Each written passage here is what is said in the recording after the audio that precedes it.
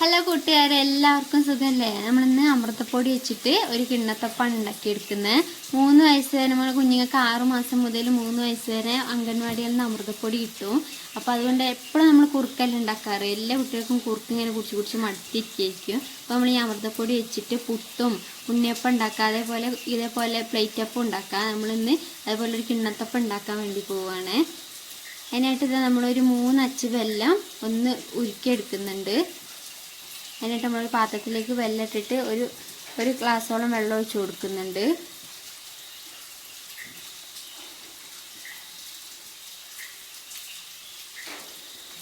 വെള്ളം നന്നായിട്ട് ഉരുക്കിയെടുക്കാം.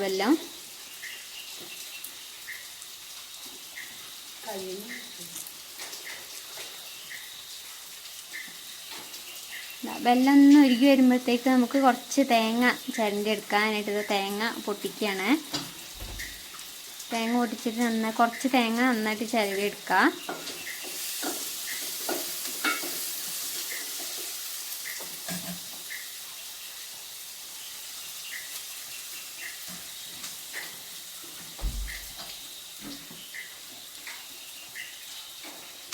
ഇതാ നമ്മുടെ ബെല്ലൊക്കെ ഒന്ന് ഉരുകി വരുന്നുണ്ട്. നന്നായിട്ട് ഉരുകണം. വെള്ളം വേണമെങ്കിൽ നമുക്ക് പൊടിയായിട്ട് ഇതിൽ ചേർത്ത് കൊടുക്കാം. നമുക്കിത് വെള്ളം ഒന്ന് പെട്ടെന്ന് തണുത്ത് കിട്ടാൻ വേണ്ടിയിട്ട് ഒരു പാത്രത്തിൽ വെള്ളത്തിൽ ഇറക്കി വെച്ചതാണ്. നമ്മൾ ചൂടോട് കൂടിയിട്ട് അരക്കരുത്, പൊടി കട്ടയായി പോവും. നമുക്കൊരു മിക്സീൻ്റെ ജാറിലേക്ക് ഒരു പാക്കറ്റിൻ്റെ ഒരു പകുതിയോളാണ് ഇട്ട് കൊടുക്കുന്നത്. പകുതിയോളം അമൃതപ്പൊടി ഒരു മിക്സീൻ്റെ ജാറിലേക്ക് ഇട്ട് കൊടുക്കാം.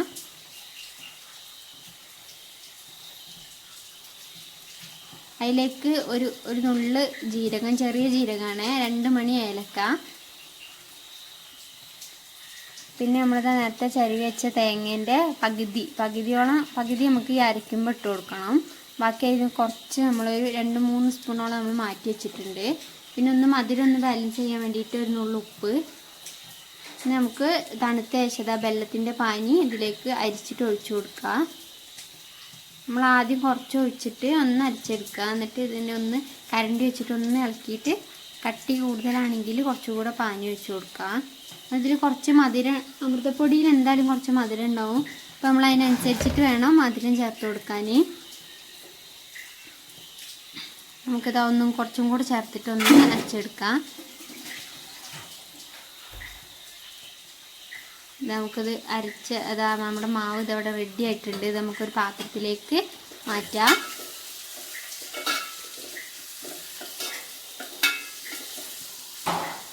നമുക്ക് ഇനി ഒരു കട്ടി കൂടുതലാണെങ്കിൽ കുറച്ച് വെള്ളം വേണമെങ്കിൽ ചേർത്ത് കൊടുക്കാം കേട്ടോ. കുറച്ച് വെള്ളം കൂടെ ചേർത്തിട്ട് നന്നായിട്ട് ഇളക്കി കൊടുക്കണം. അതിന് കുറച്ച് കട്ടി വരുന്നപ്പോൾ ഞാൻ കുറച്ച് വെള്ളം ചേർത്ത് കൊടുക്കുന്നുണ്ട്. മാവ് നന്നായിട്ട് ഇളക്കി കൊടുക്കണം. കുറച്ച് കട്ടിയപ്പോഴാണ് കുറച്ചൊരു നുള്ളി വെള്ളമേ ചേർത്തിട്ടുള്ളൂ. എന്നിട്ട് നന്നായിട്ട് ഇളക്കി കൊടുക്കുക. ഇപ്പം കറക്റ്റ് പാകമാണ് മാവ്. ഇനി നമുക്ക് അതിലേക്ക് കുറച്ച് മാറ്റി വെച്ചാൽ ഒരു 3 സ്പൂണോളം തേങ്ങ ഉണ്ട്. ആ തേങ്ങ ഇതിലേക്ക് ചേർത്ത് കൊടുത്തിട്ട് ഇളക്കി കൊടുക്കണം. നമ്മൾ തേങ്ങാക്കൊത്ത് ചേർക്കുന്നില്ല. തേങ്ങാക്കൊത്ത് ഇങ്ങനെ പച്ചയ്ക്ക് ചേർക്കുമ്പോൾ ഒരു ടേസ്റ്റ് ഉണ്ടാവില്ല. വേണമെങ്കിൽ നെയ്യിലോ വെളിച്ചെണ്ണയിലോ വറുത്തിട്ട് ഇതിലേക്ക് ചേർക്കാം. ഞാനതിപ്പോൾ വെറും പച്ച തേങ്ങയാണ് ഇതിലിട്ട് കൊടുത്തിട്ടുള്ളത്. ഇനി നന്നായിട്ട് തേങ്ങയൊക്കെ എല്ലാ വശത്തും എത്തുന്ന പോലെ നന്നായിട്ട് ഇളക്കി കൊടുക്കണം.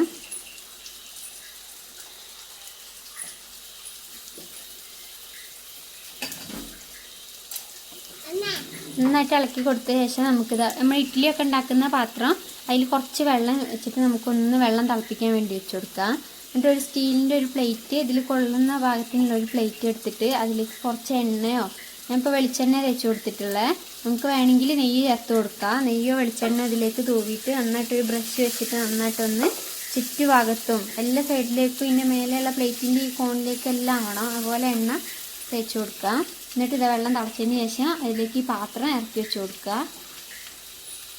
വെള്ളത്തിലേക്ക് വീഴുന്നത് പോലെയല്ല കേട്ടോ, നമ്മൾ ആവിക്ക് ഇത് വേവിച്ചെടുക്കാൻ പാകത്തിന് പാത്രം വെച്ച് കൊടുക്കുക. പാത്രം വെച്ചതിന് ശേഷം പാത്രം ചൂടാകുമ്പോൾ നമുക്ക് അതിലേക്ക് ഞാനിപ്പോൾ ഒരു പ്ലേറ്റിന് കണക്കാക്കിയിട്ടാണ് മാവ് എടുത്തിട്ടുള്ളത്. നമുക്കത് അങ്ങനെ ഒഴിച്ചു കൊടുക്കാം. ഒഴിച്ചു കൊടുത്ത ശേഷം നമ്മൾ ഇളക്കിയൊന്നും കൊടുക്കരുത്. മൊത്തം മാവ് ഇതിലേക്ക് ഒഴിച്ചിട്ട് നല്ല കട്ടി കൂടി പോകാൻ പാടില്ല. അപ്പോൾ ഒരു പാകത്തിനനുസരിച്ചിട്ടുള്ള ഒരു കട്ടിക്ക് വേണം മാവ് ഒഴിച്ചു കൊടുക്കാനായിട്ട്. എന്നിട്ട് നമുക്കിതൊന്ന് അടച്ചു വെച്ചിട്ട് ഒരു 25 മിനിറ്റോളം നമുക്കിതൊന്ന് വേവിച്ചെടുക്കാം. എല്ലാവരുടെ വീട്ടിലും അമൃതപ്പൊടി ഉണ്ടാവും. കുഞ്ഞുങ്ങളൊക്കെ കുറുക്ക് കുടിച്ചിട്ട് മടുത്തിരിക്കുകയായിരിക്കും. എല്ലാവർക്കും ഒരു 6 മാസം മുതൽ നമ്മൾ കുറുക്ക് കൊടുക്കുന്നതുകൊണ്ട് 3 വയസ്സ് വരെ ആരും കുറുക്ക് കുടിക്കില്ല. അപ്പോൾ ഇങ്ങനെയൊക്കെ ഒന്ന് ഉണ്ടാക്കി കൊടുത്താൽ നല്ലതാണ്. നമ്മുടെ അപ്പം അത് നന്നായിട്ട് വെന്ത് വന്നിട്ടുണ്ട്. നമുക്കൊരു അതൊരു ഫോർക്കോ അല്ലെങ്കിൽ ഒരു പപ്പടം കുത്തി വെച്ചിട്ട് ഒന്ന് കുത്തി വെക്കാം. മാവ് അതിൽ വരുന്നില്ലെങ്കിൽ ഇത് വെന്തിട്ടുണ്ടാവും. ഇപ്പോൾ ഇത് കറക്റ്റ് പാകമാണ്, വെന്തിട്ട് നമുക്ക് തീ ഓഫ് ചെയ്യാം. എന്നിട്ട് നമുക്ക് അതിന് പ്ലേറ്റ് ഒന്ന് എടുത്ത് മാറ്റാം.